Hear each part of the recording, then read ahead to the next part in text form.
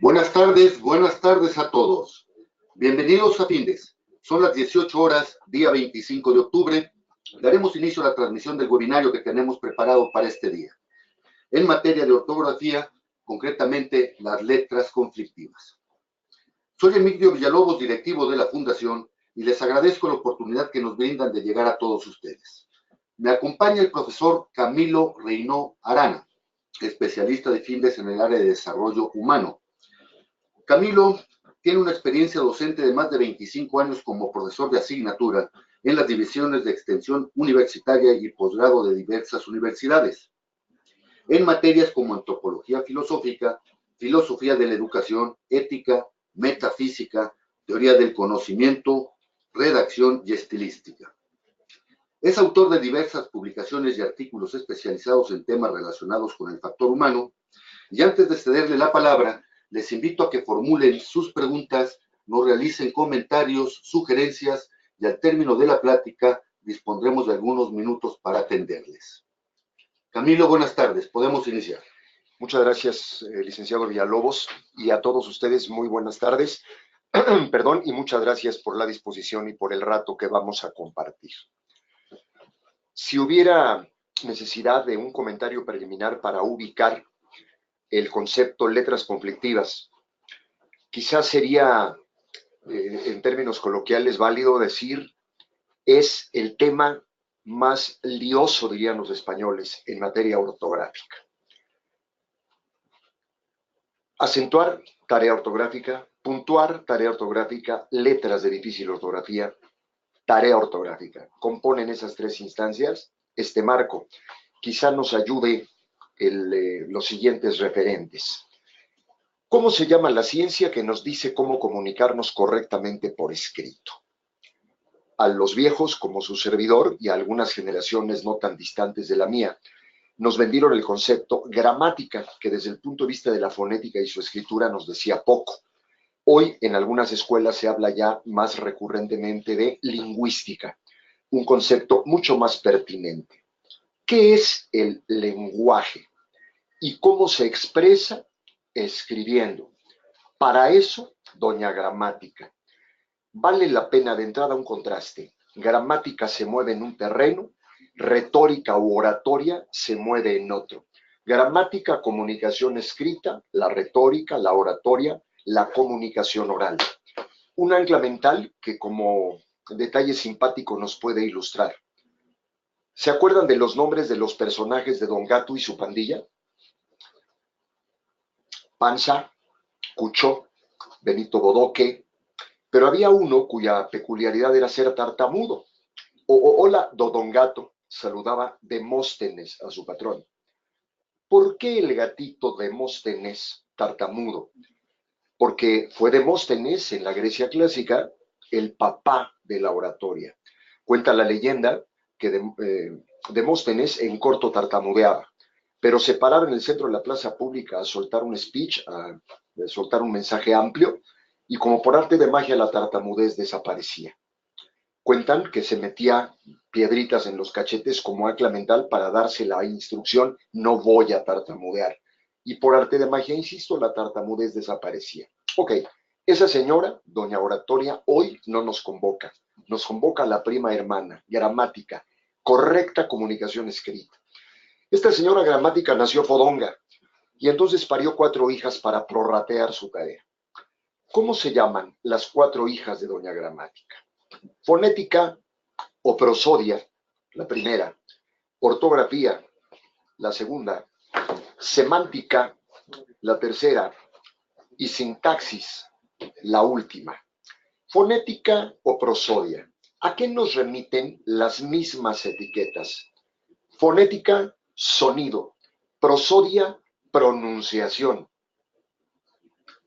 ¿Por qué nombres tan aparentemente disímiles para referirnos a una misma entidad? Porque evidentemente las palabras suenan de acuerdo a cómo se pronuncian. Tenemos gobernantes en el gobierno saliente que financian, negocian y diferencian. Y dices, pacátelas, palabras que en castellano simplemente no existen. y se escuchan mal porque las decimos mal. Importantísima doña fonética o doña prosodia en materia de acentuación. Ortografía. Es aquí donde entramos a aquella tarea de la pertinente escritura de palabras y enunciados. Y como dijimos en la entrada, la ortografía tiene 3 tareas que nos comprometen: la correcta acentuación, la pertinente puntuación y el tema de hoy, las letras de difícil ortografía.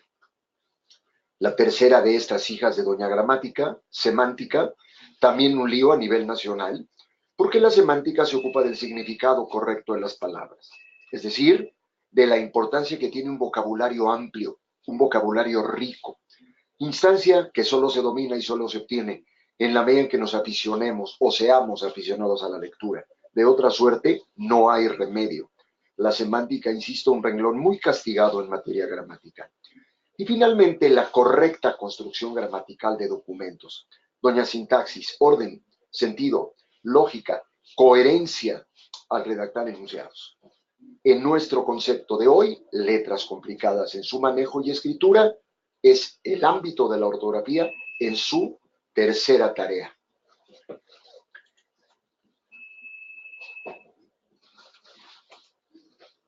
Uno de los graves problemas ante la dificultad de la escasa afición por la lectura es este manejo de letras complicadas. Tercera tarea ortográfica. ¿Cómo dirimir cuándo B, cuándo V, cuándo J, cuándo G, cuándo H, cuándo no H, cuándo S, cuándo Z, cuándo C, cuándo las combino? ¿En dónde me apoyo? Hay 4 alternativas, 2 de ellas para gente que trabaja de sol a foco, para gente que tiene ya un nivel profesional desarrollado, a lo mejor un poquito complicadas. Primera de 4 alternativas para el dominio de letras de difícil ortografía: estudiar por lo menos un par de años, 8 horas diarias, etimologías grecolatinas. Tarea totalmente imposible para la gruesa mayoría de la gente que ya tiene una chamba y tiene una vida hecha. La segunda y muy importante alternativa la vamos a compartir dentro de unos minutos. 21 reglitas que nos regala la Real Academia Española para este manejo de letras complicadas. Cabe hacer notar de entrada que son reglitas que facilitan, que coadyuvan, que de alguna manera empujan a favor de este dominio de letras complicadas, pero ni de broma ni remotamente puede ser exhaustivo el dominio con base en el dominio de esas reglas. No es posible, no es así. Sin embargo, la ayuda es pertinente y tremendamente significativa. La tercera alternativa, sin duda, sería convertirse en un asiduo consultor del diccionario. Tenemos hoy la alternativa del diccionario electrónico de la Real Academia Española. Suelo decir en mis talleres de redacción a los participantes que se deben hacer asiduos consultores del diccionario electrónico.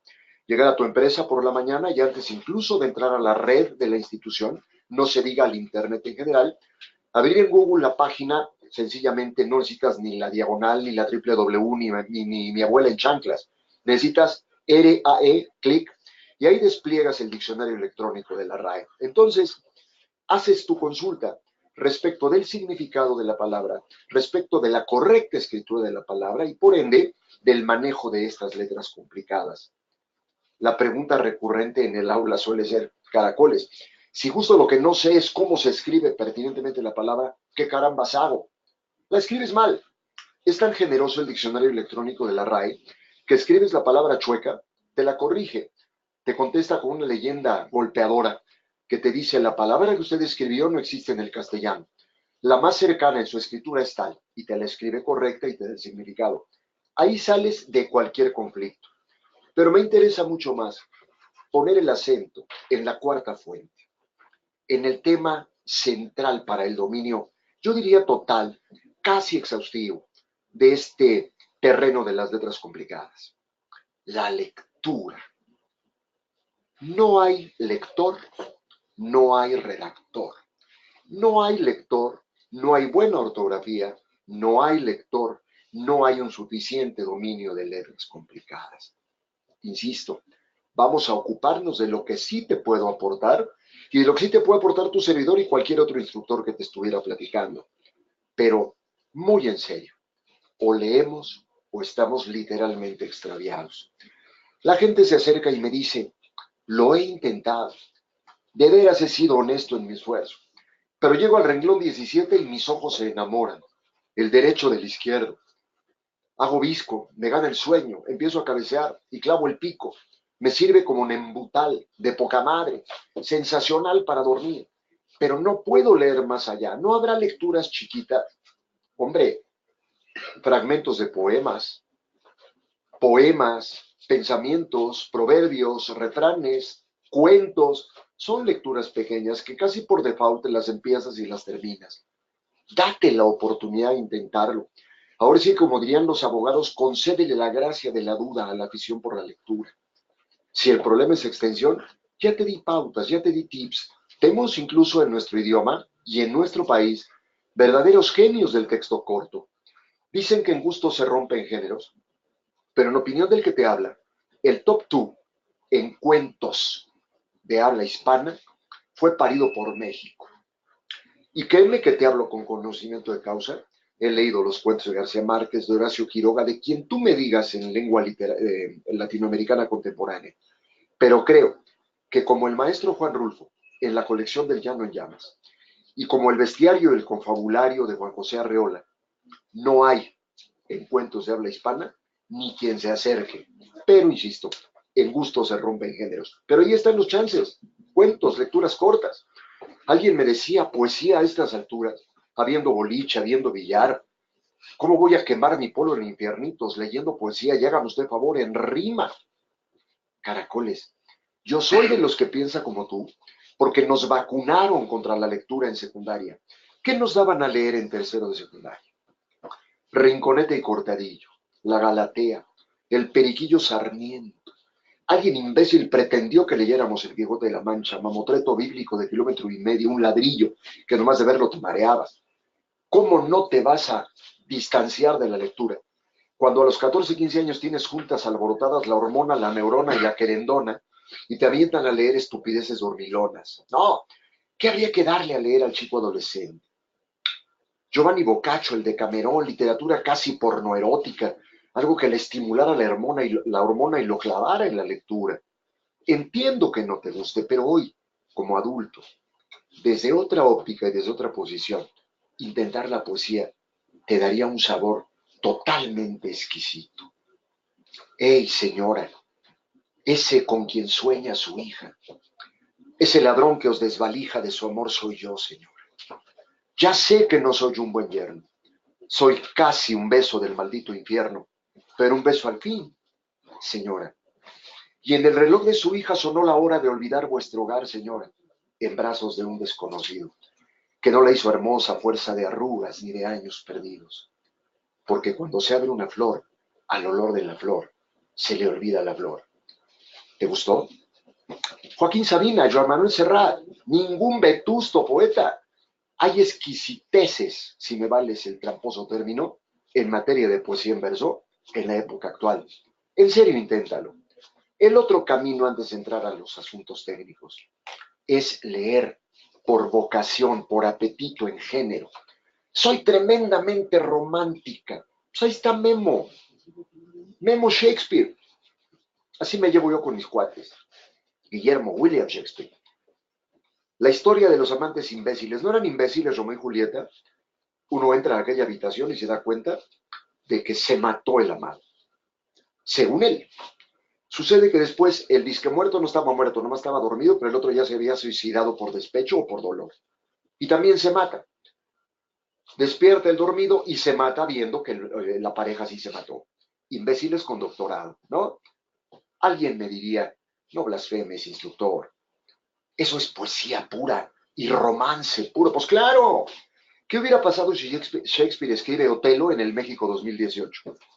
Los celos masculinos. ¿Qué hubiera pasado? Que en vez de un volumen se avienta 17 tomos. ¿O no somos celosos los masculinos mexicanos?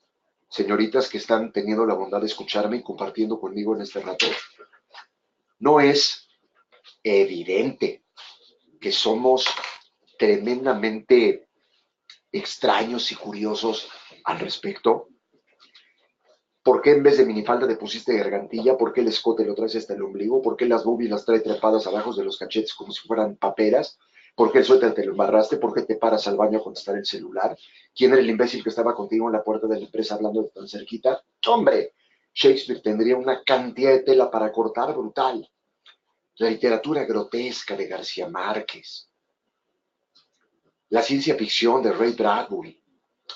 Amigo, inténtalo. Y acércate a Findes. Al ratito platicamos de las alternativas al respecto. Ahora, yo te ofrecí y ahora te cumplo.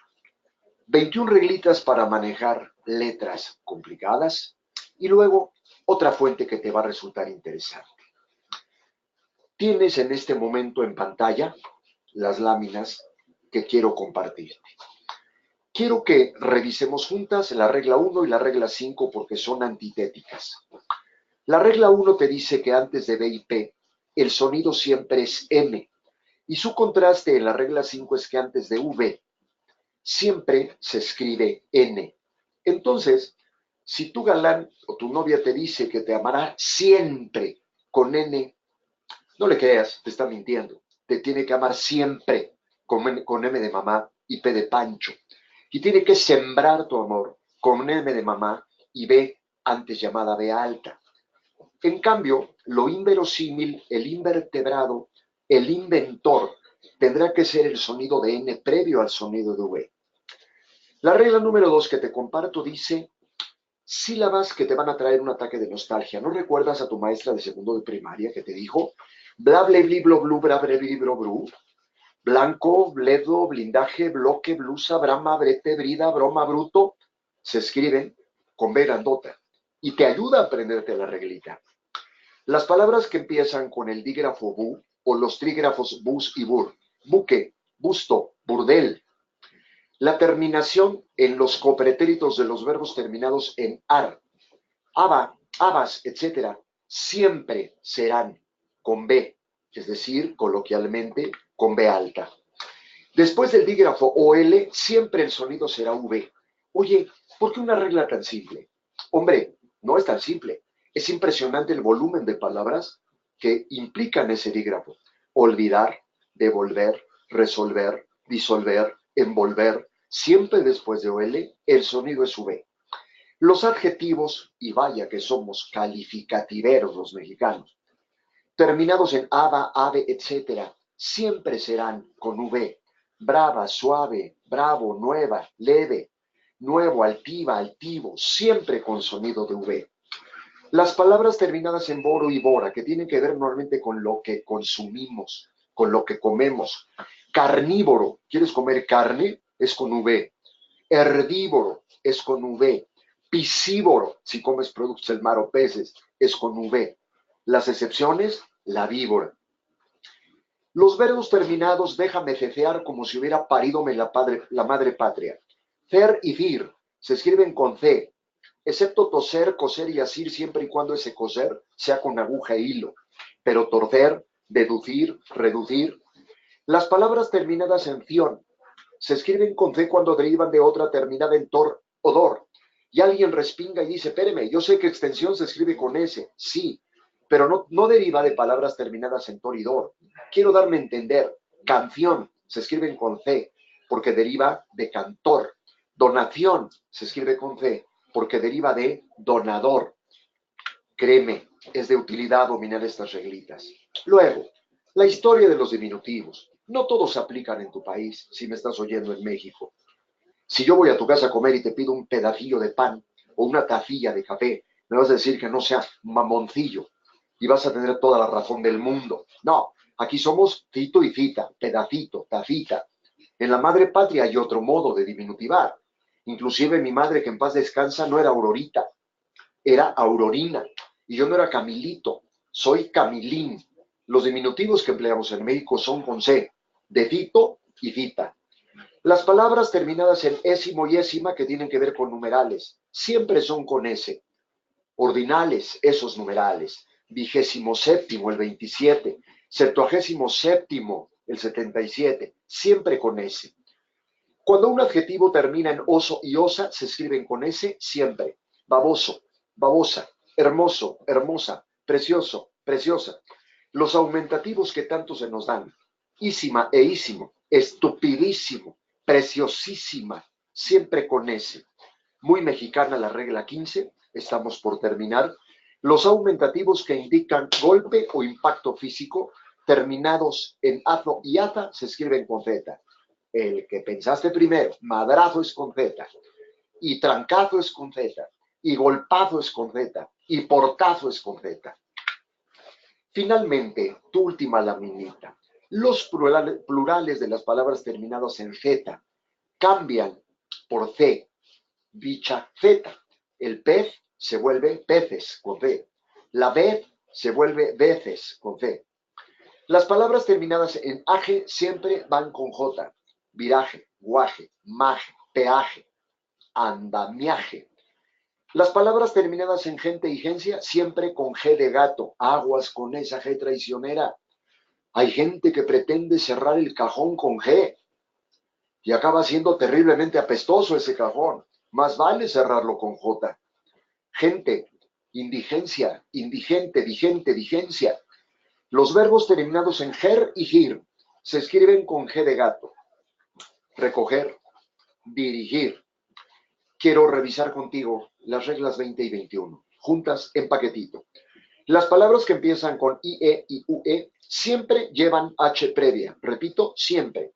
Y la última regla, las palabras que empiezan con UM, seguido de vocal, A, E, I, O, U, siempre llevan H. Ejemplos, hielo, huevo, humareda, humedad, humilde, humo, humus, siempre H previa cuando la palabra inicia con IE, UE o UM seguida de alguna vocal. Sin embargo, hay algo menos cansado, menos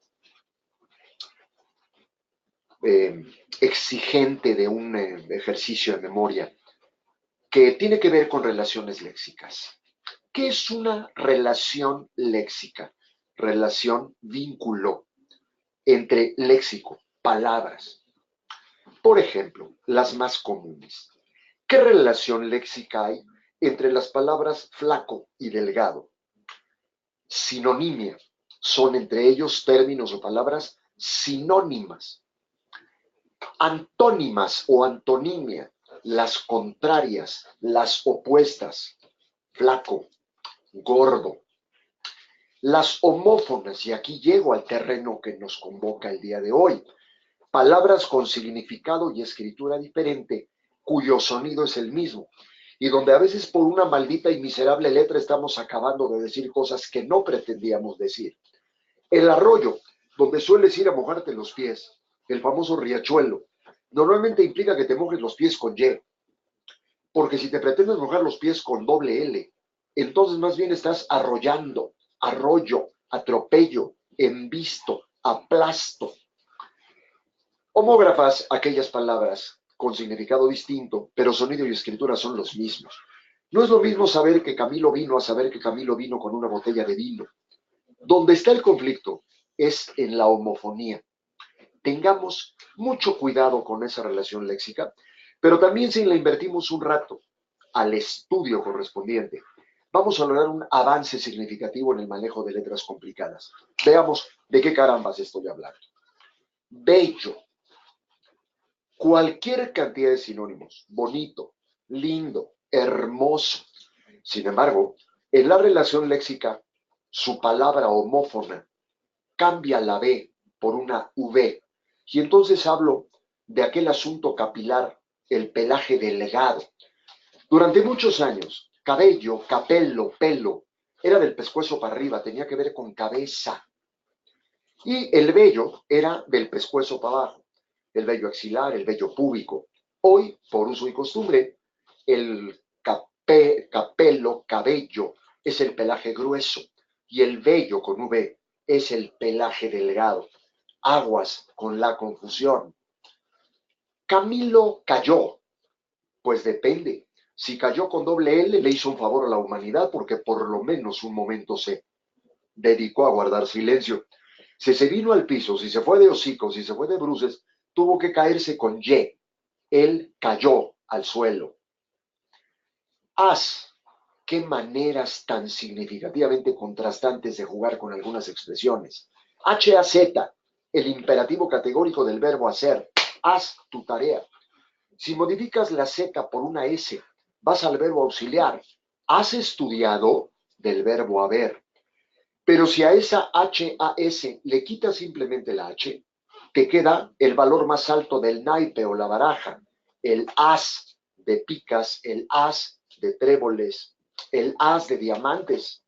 Y si a esa AS simplitas les metes comillas, y entonces estás utilizando metafóricamente AS, hablando por ejemplo de que Checo Pérez es un as del volante, o de que Leo Messi es un as del fútbol soccer, pero tendrás que entrecomillarlo porque le estás dando un valor metafórico a la aplicación de esa expresión. Habría con H, del verbo haber, tener, poseer, contar con. ¿Cómo tienes la homofonía? Quitando la H. Y entonces habría del verbo abrir, destapar, descubrir. Alguien en clase recién me dijo aperturar. Fíjate que aquí hay un detalle significativo y anecdótico. Tú puedes ir al banco a hacer la apertura de una cuenta. La palabra apertura existe. El verbo aperturar no existe en castellano. Yo no dudo, porque la Real Academia, comentaba hace un rato con mi patrón, anda muy consentidora en los últimos tiempos, como demasiado laxa para habilitar términos nuevos, ¿no? Hoy podemos tuitear y está habilitado por la Real Academia Española.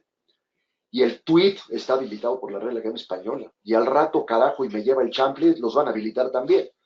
Pero sea de ello lo que fuere, por lo pronto es interesante ver cómo el uso y costumbre es lo que domina. Y al rato quizás se pudiera habilitar. Haremos con H, el verbo más multiplicable en la historia del planeta. Hacer, generar, gestar, producir, elaborar. ¿Cuál sería el caso de su antónimo? En Nacolandia, deshaceremos, deshácelo. Pues así no es, papá. Si haremos con H la tarea, y la tarea sale una porquería, simplemente la desharemos. El prefijo que modifica para el antónimo es DES.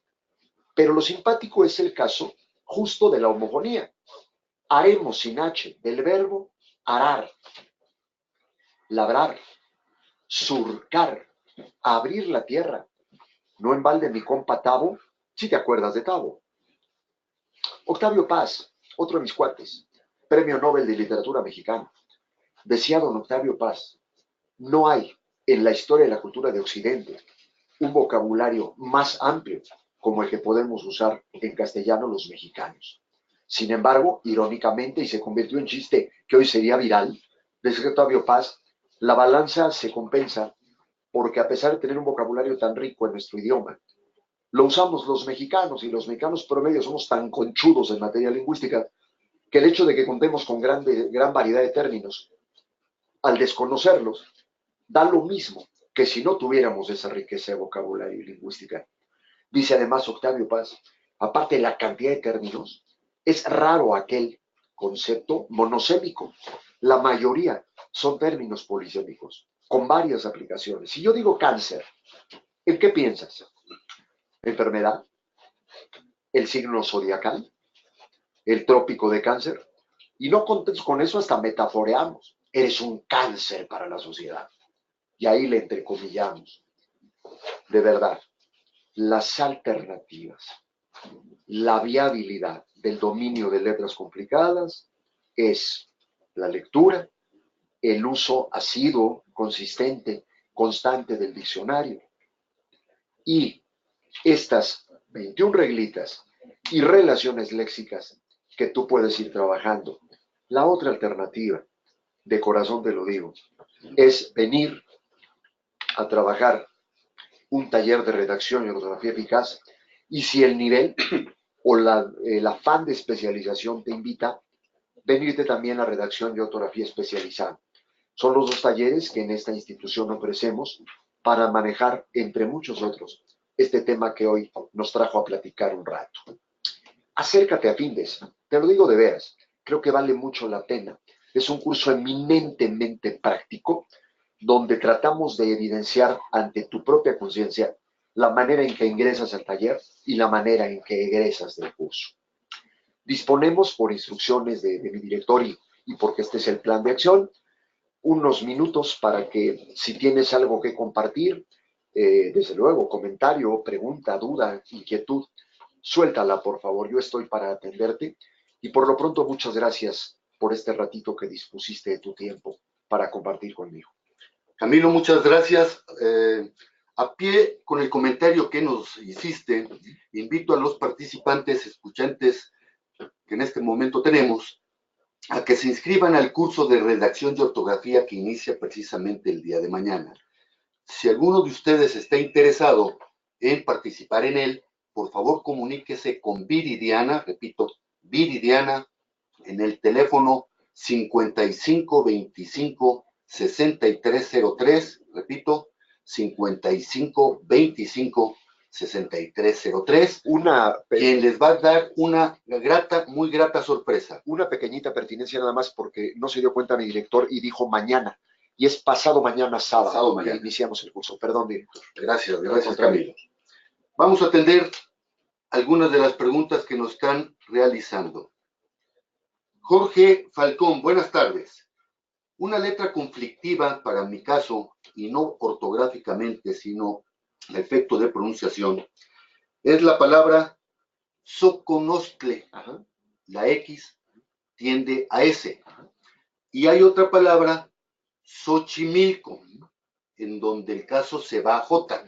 ¿Cuál es la forma de vida? Muy importante, tenemos triple sonido en la X, que debemos decir que no es hija de la madre patria, esa la parimos en estas tierras, y nosotros la habilitamos y se incorpora finalmente a nuestro alfabeto. En Xochimilco, la X suena S. En el volcán del Xitle, me suena como SH, si me vales el coloquialismo, arrastrada. Y en México suena J. Entonces, es cuestión de conocer la fonética, porque es triple la validación, dependiendo del caso, de esa letra. Camilo, gracias. Marta Alcocer, buenas tardes, gracias por participar. ¿Cómo se dice, profesor? ¿De arriba a abajo o de arriba a abajo? Lo más interesante es que las expresiones que acabas de mencionar son válidas ambas. Sin embargo, se te invita siempre en el manejo del lenguaje, sobre todo oral, a evitar lo que se llama en figuras de construcción gramatical la cacofonía. Si tú me dices voy a Altavista, estás provocando sin querer un vínculo entre la doble A. Entonces, ¿qué será más pertinente para evitar esa cacofonía? ¿Voy a Altavista o voy para Altavista? Tú decides. Técnicamente, en sentido estricto, rigoristamente las dos se valen. Pero si evitamos esa cacofonía, la expresión correcta sería utilizar una preposición que haga un contraste significativo con el término que viene después. Entonces, yo voy para Coyoacán en vez de ir a. Esa es la recomendación. Técnicamente, ambas son correctas. Gracias, Camilo. Claudia Rascón, buenas tardes. Gracias por su pregunta. Nos dice, ¿existe habemos? Yo digo que no, pero se usa mucho. Sí, el comentario que haces es pertinente. No existe, pero se usa mucho, lo que no legitima su empleo. Tenemos que ser cuidadosos. Por ejemplo, y váleme el parangón con la expresión que tú nos compartes, ¿venimos o vinimos? Hay un porcentaje brutal de gente que dice que venimos a tiempo y nunca podemos. Es vinimos a tiempo. Son verbos de conjugación irregular. Déjame ponerte una trampa, una travesura. Aunque estoy oliendo en el perfil de tu pregunta que dominas este tipo de temas. Por consecuencia, me late que tú sabes que el que nace en Puebla no pobla Puebla, sino Puebla Puebla. Y el que nace en Puebla forma parte del pueblo que puebla Puebla. ¿Ah? Yo no suelo ir a misa solo. Yo suelo ir a misa solo por el suelo. Y camino por el suelo, y es por donde suelo caminar. Verbos irregulares. Camilo, gracias. Jorge Hernández, buenas tardes. Gracias por su pregunta. En el medio educativo se usa mucho la palabra posgrado. pero el prefijo es postgrado, con T. ¿Cuál es lo debido? Las dos son válidas. El uso y la costumbre, en este caso de la pronunciación, de la fonética, ha habilitado los dos términos. La recomendación es, si no vas a utilizar la T, jala en una sola emisión de voz la palabra y así escríbela, posgrado. Por el contrario, si vas a usar la T, que también se vale, sería post-grado. Lo recomendable, dado que está castellanizado, es el posgrado en una sola emisión de voz. Camilo, muchas gracias. Laura Hernández, buenas tardes. Laura nos pregunta, ¿sabe usted por qué excluyeron del abecedario las letras che y doble L? Sí, por tratar de simplificar el lenguaje con solo monógrafos y no dígrafos. Sin embargo, Chapultepec, tranquilos, lo vamos a seguir escribiendo con CH y seguiré yendo a la llanura con doble L, aunque hoy no valga decir doble L, sino LL. Pero el argumento es así de sencillo, simplificar a una sola grafía las letras del alfabeto castellano. Si me vales un comentario libre al respecto, es lo mismo o tan simple la razón de haber asesinado la Y y la I latina. Ya no hay los nombres Y e I latina. Es simplemente Y, la otrora Y, y es I, la de puntito antes I latina. Vuélveme a preguntar por qué. Porque sí, por uso y costumbre. Porque un dominio de la gente se confundía y de manera totalmente pragmática la RAE dice, simplifiquemos, no hagamos lío. Gracias, Camilo. Lourdes Sánchez, buenas tardes. Gracias. ¿Es aiga o haya? Más vale que haya, para que no haya bronca, ¿verdad? Gracias, Camilo. ¿Cómo se dice? ¿Detrás de mí o detrás mío? Detrás de mí y detrás mío son expresiones técnicamente correctas. Creo que en el uso del castellano técnico, por ejemplo, en documentos de trabajo, es decir, estoy metiendo distancia a documentos estrictamente técnicos, no hablo de ensayos, no hablo de artículos, no hablo de poesía, no hablo de notas periodísticas, sino en documentos laborales, yo recomendaría ampliamente detrás de ti, aunque se vale la expresión detrás mío, que más en poesía es recurrente la expresión. Camilo, muchas gracias. Al contrario. Raciet Montes nos pregunta, en el ámbito del trabajo o de la oficina, se dice imprimido o impreso. Primero, imprimido se oye patético, sin embargo, no te quedes solo con esa parte de la respuesta, porque si te acuerdas de tus lecciones de cuarto de primaria, los participios pasivos de los verbos eran ado, ido, to, so y cho. Por lo mismo, imprimido o impreso, técnicamente son correctos ambos. Ado, ido, to, so y cho hacen válidos imprimido e impreso. Sin embargo, toda la vida me voy por el lado de lo impreso. Gracias, Camilo. Antes de culminar esta transmisión, les recuerdo que todos los jueves a las 18 horas estaremos transmitiendo diferentes webinarios en temas de interés en el ámbito de los negocios. El próximo jueves 31 de octubre a las 18 horas estaremos abordando un tema financiero, tesorería de largo plazo. Son las 18 horas con 39 minutos, día 25 de octubre. Damos por concluido el desarrollo de este webinario. Hasta luego.